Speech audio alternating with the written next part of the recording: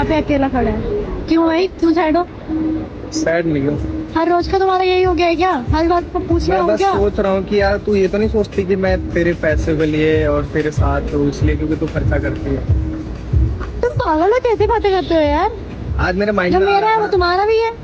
But मैं क्या सोच रहा था कि अगर ऐसा सोचते हो तब मत सोचो। पता है क्यों? क्योंकि मुझे बस तू चाहिए। ना तेरे पापा की धन दौलत, ना तेरे जमीन जायदाद, मुझे कुछ नहीं चाहिए, कुछ भी नहीं तुम चाहिए। इतना सेंटी क्यों हो रहे हो? मैं ऐसे सोच रहा था, मैं देख रहा था ना आजकल कपल्स के ऊपर बहुत लड़ाई होती है पैसों को लेके। तो इसलिए सोच रहा था ऐसा कि कहीं हमारे बीच में ना लड़ाई हो। बट हम तो Friendship- कपल थोड़ी ना है।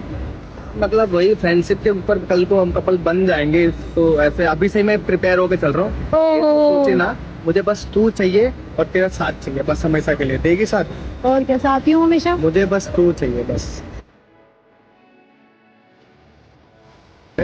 हमेशा हूँ एज अ बेस्ट फ्रेंड बस। अब खुश हो?